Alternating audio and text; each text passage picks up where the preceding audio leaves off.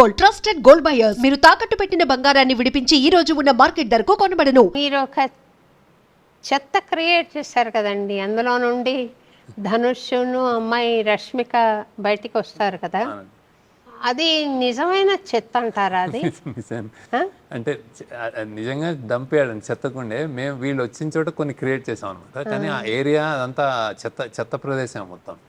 అంటే వీళ్ళు దిగింది మాత్రం కొంచెం మేము క్రియేట్ చేసాం, కానీ చుట్టుపక్కల అంతా ఇంకా ఆ కంపు అది నిజమైన చెత్త డంపియాడే. అలాంటిది సెలెక్ట్ చేసాం, ఎందుకంటే ఆ బాంబేలో అది ఉంది. దాని పక్కన మళ్ళీ ఒక పెద్ద బిల్డింగ్ ఉంటుంది, ఆ పక్కనే రైల్వే స్టేషన్ ఉంటుంది.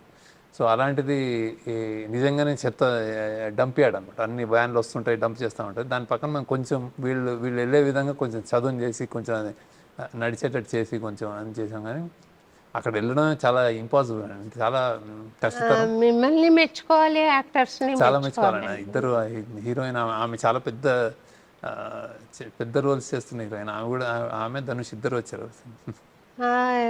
సక్సెస్ మీట్లో ప్రోగ్రామ్ జరుగుతున్నప్పుడు ధనుష్ చెప్పారు, మీలాగా మిమిక్రీ చేశాడు అని. No no no no no real real real అని చెప్తున్నాడు.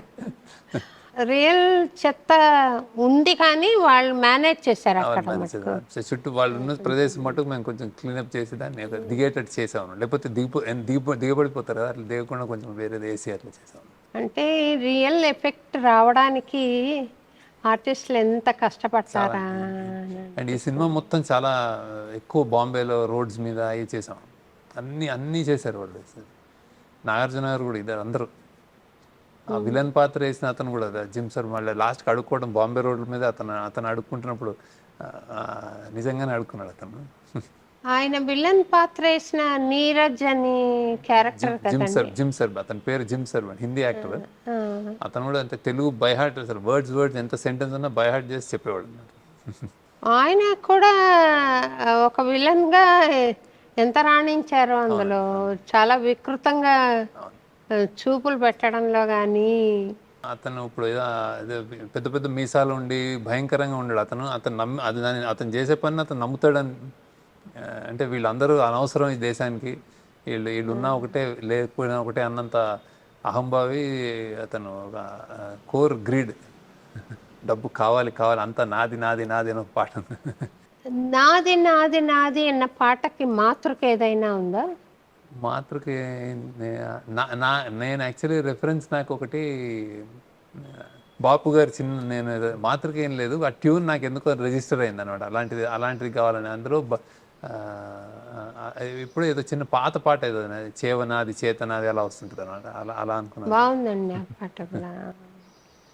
మీకు సంగీతంలో ప్రవేశం ఏమైనా ఉందా శేఖర్ గారు? ఎందుకంటే మంచి మంచి పాటలు ఇచ్చారు మీరు, ఆనంద్ దగ్గర నుంచి కూడా. మీ టేస్ట్ ఒకటేనా, లేకపోతే ఏదైనా ప్రవేశం? టేస్ట్ మా ఇన్స్టిట్యూట్ అంటే ఇయర్ ఏమో బేసిక్గా. అంటే దేవుడు అంటే నేను మెల్లగా అంటే నేను అది నిజంగానే మీలాంటి వాళ్ళేనండి. అంటే చిన్నప్పటి నుంచి అంటే నేనేం మా ఇంట్లో సంగీతం ప్రపంచం అది కూడా కాదు. మామూలుగా వెళ్ళి చదువుకుని స్కూల్లో చదువుకుని, మామూలు ఇంగ్లీష్ మీడియం స్కూల్లో చదువుకుని, ఏం సంగీతం ఇదేమి ప్రవేశం లేదు, నేర్చుకునేది లేదు. కాకపోతే ఏమైనా మా తెలుగు మాస్టర్ ఉండేవాడు, మన ఇక్కడే నేను హైదరాబాద్లో చదువుకున్నాను. అతనంటే బాగా అభిమానం ఉండేది, అతను పాడుతూ ఉండేవాడు ఇట్లాంటివి. అండ్ దూరదర్శన్ రేడియోలో, ఆల్ ఇండియా రేడియో, దూరదర్శన్ బాగా మోగుతూ ఉండేది ఆ రోజుల్లో. సో ఎప్పుడు అంటే ఏదో ఒకటి వినిపిస్తూ ఉండేది. ఎక్కడి నుంచో పొద్దున్న వందే మాతరం దగ్గర నుంచి రేడియో పెట్టగానే సంస్కృత పాఠం దగ్గర నుంచి అట్లాంటివన్నీ వినటం అలవాటు. నిజంగానే మీ ఆగమనం ఉంటుంది కదా దూరదర్శన్లో. ఒక చిన్న అసలు మీరు చిన్నగా ఉండేవారు కదా. అదే భావింప సకల సంపద రూపం అని మీరు ఎత్తుకునేవారు కదా. మీది ఏం పిచ్చి ఏం పిచ్చి అనుకునేవాళ్ళు అన్నమాట. సో అక్కడి నుంచి మళ్ళీ అదివో అని స్టార్ట్ చేసి మళ్ళీ ఆ కొండలలో నెలకొన్న కోనేటి రాయుడు అన్నీ కాన్స్టెంట్గా వినిపిస్తున్నాయి. ఆయన కూడా బాలకృష్ణ ప్రసాద్ గారిని, త్యాగరాజ కీర్తన, ఎంఎస్ సుబ్బలక్ష్మణ్ అన్నీ విని అండ్ రేడియో తెలుగు పాటలు, పాత ఘంటసాల పాటలు ఇవే దీనికి మించి ఏం కదండి.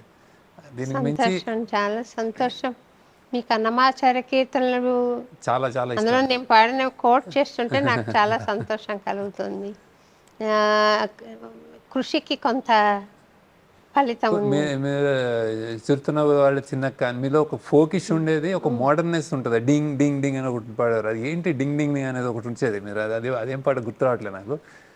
వెంకటేశ్వర స్వామిని అంటే మీరు కొలిచే విధానం ఉంటుంది కదా, కొంచెం అప్పుడప్పుడు ఒక మోడర్నిటీ ఇచ్చి ఒక దాని అదంటే ఊపు ఇచ్చే విధంగా, అంటే ఆ భక్తిలోంచే ఒక అంటే చిరుతున్నవుల వాడి చిన్నక్క ఫోక్లోర్ అండి. ఫోక్లోర్.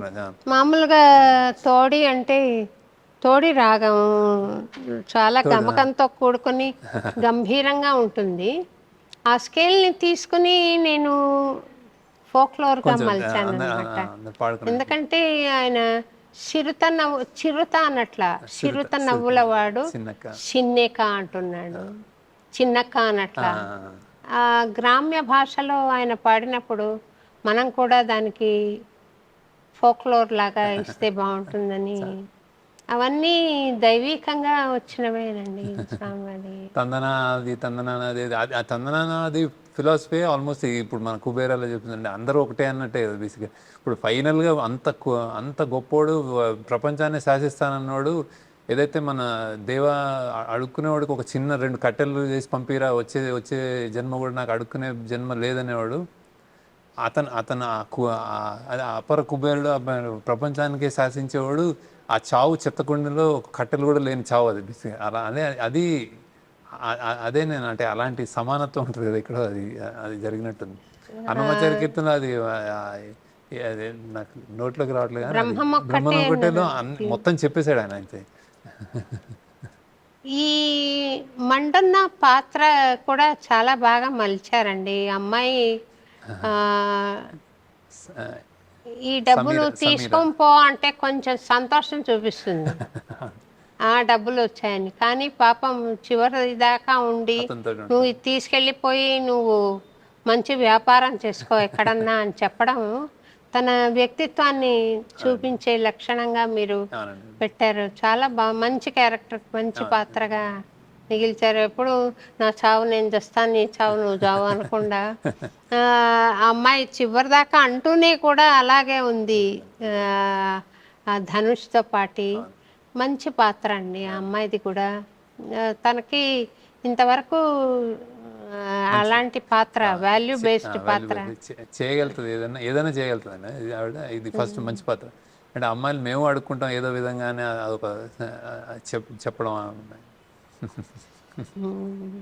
ఇలా వాల్యూ బేస్డ్ వాళ్ళు ఉండడం సినిమాలో చాలా సంతోషం అనిపిస్తుందండి. అది సినిమా ద్వారా ఒక మెసేజ్ ఇవ్వాలి, ఒక సందేశం చెప్పాలి అంటే that is the best media నాకు తెలిసి. నాకు కొంచెం సంకోచంగా ఉంది కానీ నేను ఒక మాట చెప్పాలి. నేను ఒక సీరియల్ తీశానండి 6 ఎపిసోడ్లది, నేనే డైరెక్ట్ చేసి. అది అందులో కాంప్రమైజ్ అవ్వాల్సి వచ్చింది చాలా చోట్ల. అన్నమాచార్య సీరియల్ తీశాను. ఎప్పుడైనా మీకు టైం ఉన్నప్పుడు ఒకసారి చూపెడతాను. అది 6 ఎపిసోడ్లు ఉన్నాయి.